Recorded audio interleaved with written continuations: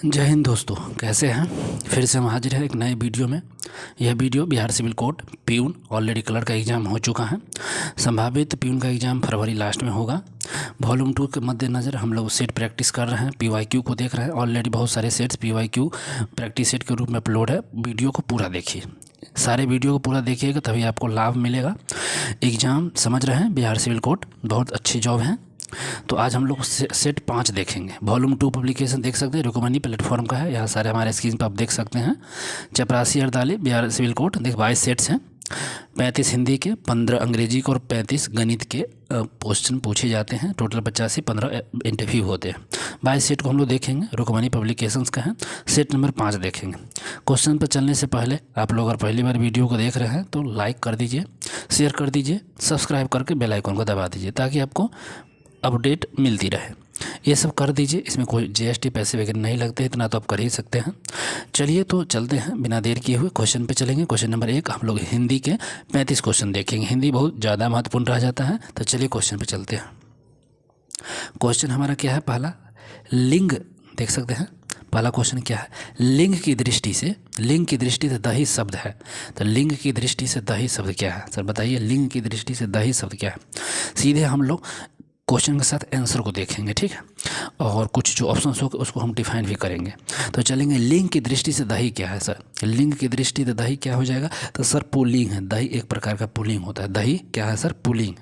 चलिए आगे चलते हैं। कौमुदी, कौमुदी किसका पर्यायवाची है। कौमुदी जो है किसका पर्यायवाची है। कौमुदी किसका पर्यायवाची है। कौमुदी ये है किसका पर्यायवाची है। तो कौमुदी सीधा सीधी सर चांदनी की पर्यायवाची कौमुदी होती है। चांदनी की पर्यायवाची कौमुदी होती है, ठीक है। आगे चल सकते हैं। 3 नंबर प्रश्न देखिए। सौ, तालाबे सौ, मूर्धन्य सौ, दंते सौ और ह व्यंजन है। ये तीनों जो व्यंजन, चारों जो है व्यंजन किस चीज़ का है। तो ये तीनों जो व्यंजन है ना सर, उष्ण, उष्म या उष्ण कह सकते हैं, उष्म, उष्म व्यंजन है। तालाबे सौ, मूर्धन्य सौ, दंते सौ, ह, ये व्यंजन जो है ना उष्म व्यंजन है। तो 3 का बी द करेक्ट आंसर हो जाएगा, ठीक है। 4 नंबर प्रश्न आइए। अंगीठी का तत्सम शब्द क्या है। अंगीठी का तत्सम शब्द क्या है। अंगीठी का तत्सम शब्द क्या है, ठीक सर। अंगीठी देख सकते हैं, ऑप्शन यहाँ आपके पास है अंडिका, अनिष्टिका, अग्निष्टिका और अग्नि अष्टिकी। तो इसका सही हो जाएगा अग्नि, अग्नि अष्टिका, अग्नि अष्टिका, अग्नि अष्टिका, ठीक है, अग्नि अष्टिका। तो सी द करेक्ट आंसर हो जाएगा सर, सी द अंगीठी का, ठीक है ना, अंगीठी का ये करेक्ट हो जाएंगे। चलिए 5 नंबर पाइए सर। 5 नंबर केला का तत्सम क्या हो जाएगा। केला का तत्सम क्या है सर। केला का तत्सम क्या हो जाएगा, देख सकते हैं। केला का तत्सम क्या है बताइए आप लोग भी। तो केला का तत्सम हो जाता है कदली। कदली कहाँ पे है sir, be the correct answer. केला का तत्सम क्या हो जाएगा, कदली। केला का तत्सम क्या हो जाता है, कदली। और आम का तत्सम क्या होता है, आम्र। आम्र का तत्सम क्या होता है, आम्र, ठीक है। और आंवला का तत्सम क्या होता है, आमलक। आमलक आंवला का होता है, ठीक है। तो ये 3 शब्द थे तत्सम, मैंने बताया। आगे चलेंगे 6 नंबर। शुद्ध वाक्य का चयन कीजिए। शुद्ध वाक्य का चयन करें, देख सकते हैं, पूरा पढ़ना पड़ेगा ऑप्शन। देखिए शुद्ध वाक्य का हमको क्या करना है, चयन करना है। पहला, माता पिता शुश्रूषा करनी चाहिए। माता पिता का शुश्रूषा करनी चाहिए, पहला ऑप्शन दे रहा है, ठीक है। तो माता पिता का शुश्रूषा करनी चाहिए, यही सर शुद्ध वाक्य है, ठीक है। देखिए शुश्रूषा का अर्थ होता है सेवा करना, देख रेख करना, यही है शुश्रूषा, यही मीनिंग है। तो ए द करेक्ट आंसर हम लोग को पहले ही मिल गया, तो सही मिल गया, तो आगे बढ़ने की जरूरत नहीं है। चलते हैं 7 पे। शायद में वाक्य है। शायद वाक्य क्या है सर। शायद जो वाक्य है यह पूछा जा रहा है, शायद में वाक्य है, बताइए आप लोग। आपके पास सामने 4 ऑप्शन हैं, संदेहवाचक, संकेतवाचक, इच्छार्थक और या विधानवाचक। शायद सर वाक्य है, बताइए। शायद जो होता है नहीं, अरे शायद मतलब क्या था, संदेह हो जाएगा ना, संदेह हो जाएगा आपका पास, संदेह हो जाएगा। ए द करेक्ट है सर, शायद संदेहवाचक है, और क्या, तो 7 का ए हो जाएगा। 8 आइए सर। गंगा जल शब्द में कौन सा समास का भेद आता है। गंगा जल में पूछा जा रहा है, गंगा जल शब्द में समास का भेद बताइए। गंगा जल में समास का भेद, तो गंगा जल, गंगा का जल तत्पुरुष समास, तो तत्पुरुष हो गया डी, देख रहे हैं ना, गंगा का जल तत्पुरुष समास। चलिए 9 में आइए सर। कमल नयन में निम्न में से कौन सा समास है। कमल नयन में निम्न में से कौन सा समास है। कमल नयन, आपके सामने 9 नंबर प्रश्न है, कमल नयन में, ठीक है, कौन सा समास होता है। तो कमल नयन ना, कमल में नयन, कमल नयन 2 अलग अलग शब्द हैं। तो कमल के समान नयन, कमल के समान नयन, तो कर्मधार है, डी द करेक्ट आंसर, पकड़ में आ रहा है ना।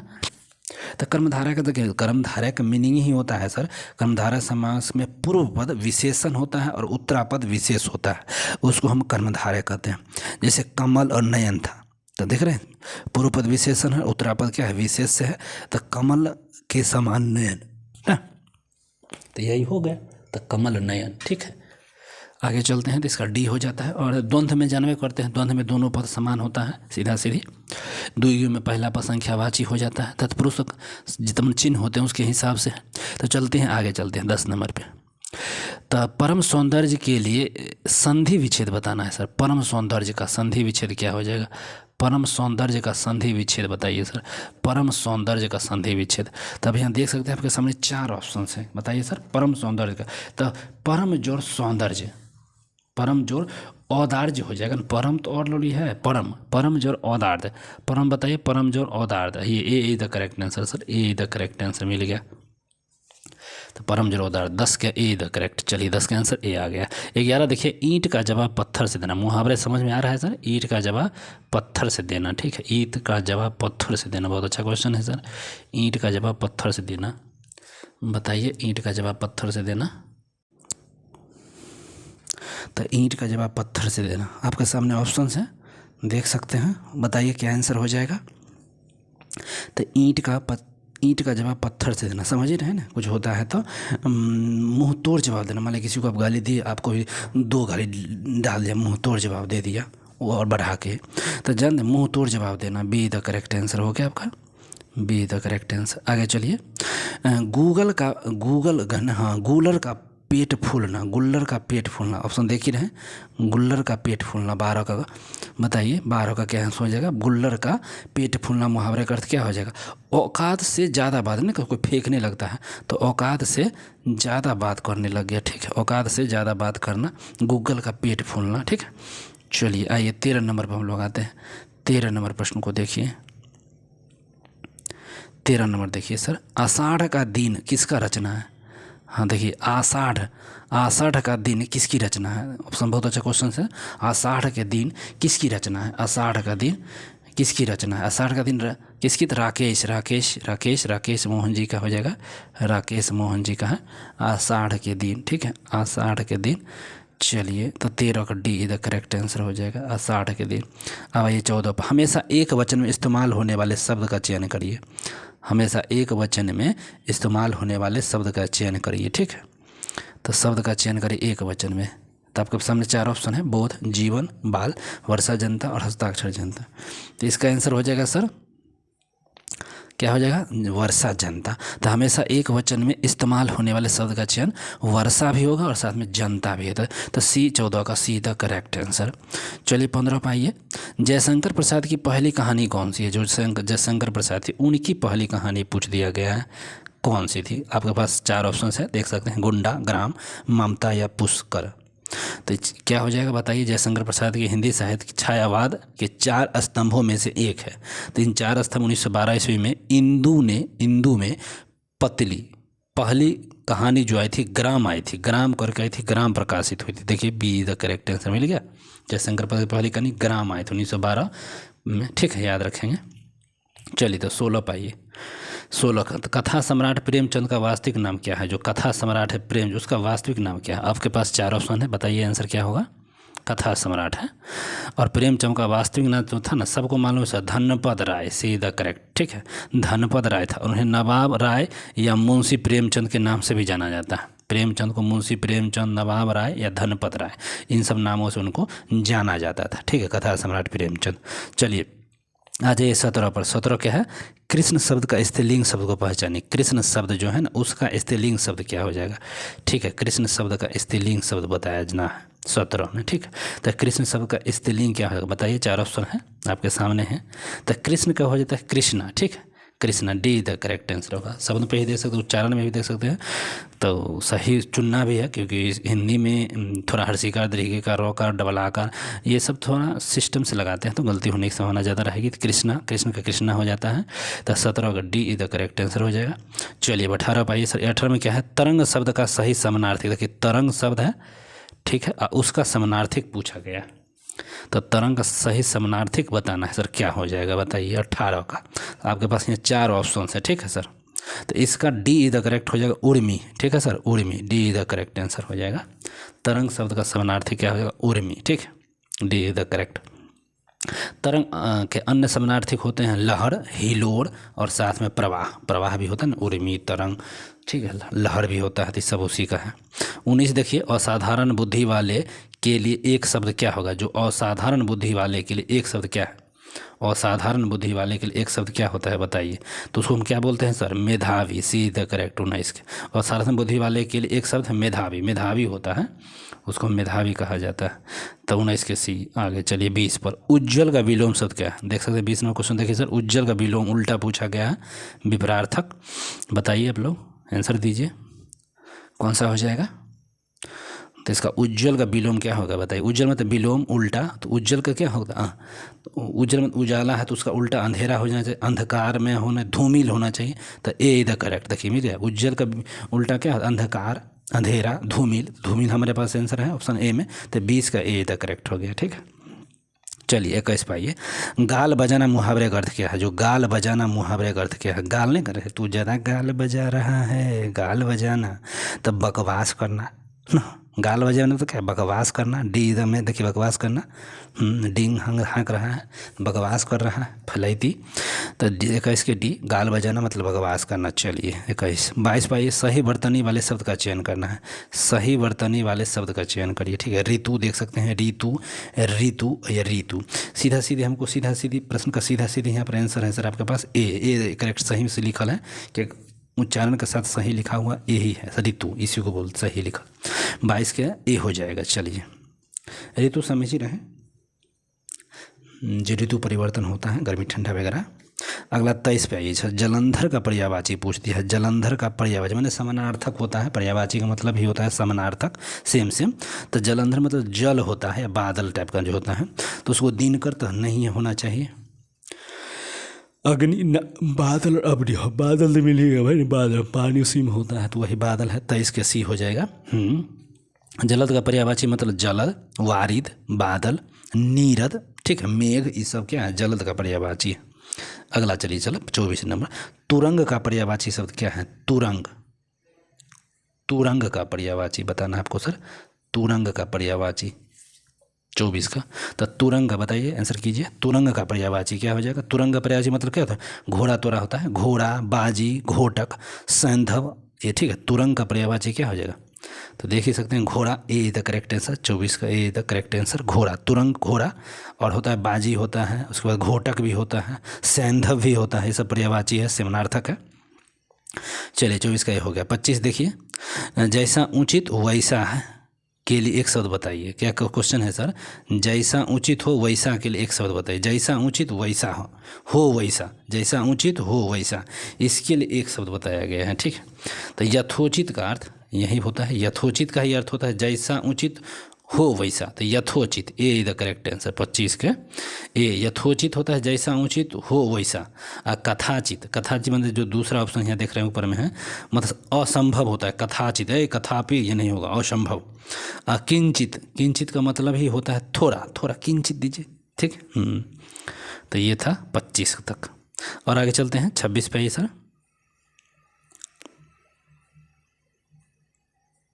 तो देखिए 26 इसमें जो 25 से 26 तक जो है ना, ये 30 तक शायद 5-6 क्वेश्चन होंगे, इसको आप पढ़ लीजिए, मैं आपको जूम कर देता हूँ, आप लोग इसको एक अच्छे से एक बार पूरा पढ़ लीजिए। देखिए ठीक है, भारतीय जड़ और रूढ़िग्रस्त नहीं है, वह जीवंत है, बुद्धिपरक है, वह वसुधैव कुटुंबकम के आदर्श में पूरा विश्वास करती है और पूरे देश को एक ही परिवार के रूप में मानती हैं। उसे हम मानवता के मंदिर की अखंड ज्योति कह सकते हैं। भारतीय संस्कृति की विशेषता इस प्रकार है, अंत से अनंत की ओर जाना, डैश तीसरे में यह प्रकाश की ओर से जाना, भेद से अभेद की ओर जाना, कीचड़ से डैश की ओर जाना और विरोध से विवेक की ओर जाना तथा अव्यवस्था से व्यवस्था की ओर जाना, सीधा सीधे। अब 26 हम लोग प्रश्न देगा, आप इसकी स्क्रीनशॉट लीजिए, आप उस वीडियो को पॉज करके आप इसे पढ़ लीजिए, उसके बाद इसके आंसर कीजिएगा, ठीक है। लास्ट में आपको बताना है कितने टोटल मार्क्स आपको आए हैं। चलिए आगे चलते हैं। 26 मैंने उसके आंसर उस गद्यांश के उस संक्षेपण को वहाँ बताया जाता है, तो हम लोग जो पढ़े उसी के आधार पर क्वेश्चन पूछे जाते हैं। इसमें 5 नंबर होते हैं, बहुत अच्छे हैं, इसमें 5 के 5 कन्फर्म मिल ही जाते हैं। गद्यांश में सांकेतिक रिक्त स्थान एक के लिए उपयुक्त शब्द क्या था? जो एक में उसमें था, मैं इसको आपको सीधा आंसर बता रहा हूँ, आप लोग पढ़िएगा तो उसके हिसाब से आपको समझ में और अच्छे से आ जाएगा। तो 26 को हम लेते हैं, गद्यांश में जो 1 नंबर वहाँ पर था उसका यथोचित पूछा गया है, उसका क्या होना चाहिए? तो इसका संस्कृति हो जाएगा उसके लिए, ठीक है। हाँ, तो 26 के लिए यहाँ पर क्या हो जाएगा? संस्कृति। तो 26 को जो है ना, एक के लिए संस्कृति, सी आंसर हो जाएगा। 27 का मैं बताता हूँ। 27 को देखिए, तो वो 26 में सी क्या था हम बताते हैं। इस गद्यांश से भारत की संस्कृति से संबंधित किया गया था, ठीक है। अब 27 में आइए। 27 क्या? गद्यांश में सांकेतिक रिक्त स्थान 2 के लिए उपयुक्त शब्द क्या है? जो 2 पर था उसके लिए क्या पूछा? मैं आपको एक बार दिखा भी दूँ, 2 का देख लीजिए। 2 में कहा है कुटुंब का विषय और पूरे डैश में किया जाएगा, तो इसमें भर जाना चाहिए पूरी दुनिया या पूरे संसार होना चाहिए। संसार देखिए ले आ ही गया है, ए 27 का ए मिल गया। 28 देखिए, गद्यांश में संकेत 3 पर, अब जो 3 था उसमें क्या हो जाएगा? सीधा सीधे पूछा रखा है, ठीक है। तो 3 में क्या भराया जाएगा? तो यहाँ संसार भराएगा, तो हमको तो लग रहा है वहीं पर सीधे देख के बनाने लगा। तो 3 में सर इसमें बताइए क्या हो जाएगा? तो 3 में इसको अंधकार हो जाएगा, ठीक है, अंधकार, सी इसका भी। और 29 का देख लीजिए, गद्यांश सांकेतिक 4 का स्थान पर पूछ दिया है, तो 4 का स्थान पर हो जाता है सर कमल, ठीक है। हाँ, कमल।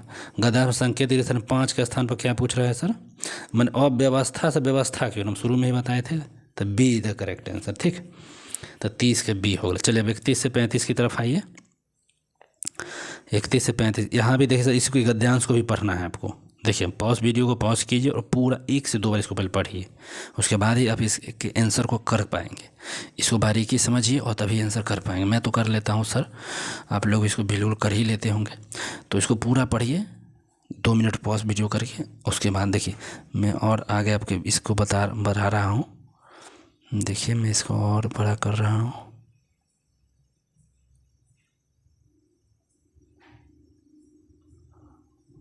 सॉरी, देखिए।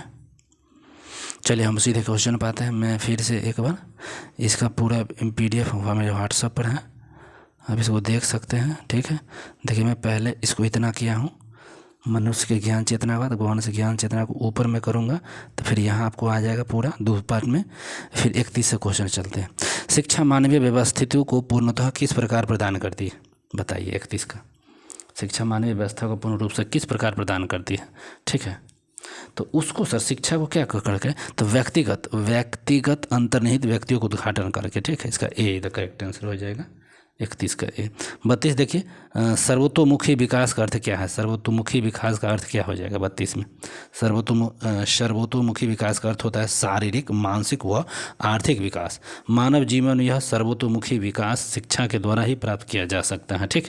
तो इसका B is the correct answer हो जाएगा, ठीक है, 32 का बी। चलिए अब 33 पर आ जाइए सर।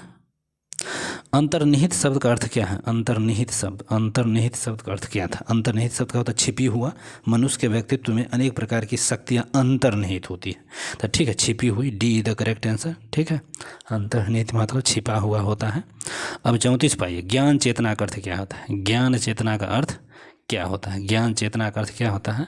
तो ज्ञान चेतना का अर्थ क्या होता है सर, बताइए। ज्ञान चेतना का अर्थ होता है बुद्धि की शक्ति और चिंतनशीलता से है। मनुष्य में ज्ञान चेतना का उदय शिक्षा के द्वारा ही होता है। बिना शिक्षा के मनुष्य का जीवन पशु तुल्य होता है, ठीक है। तो बुद्धि की शक्ति और चिंतनशीलता, डी द करेक्ट आंसर, ठीक है, डी द करेक्ट आंसर हो जाएगा।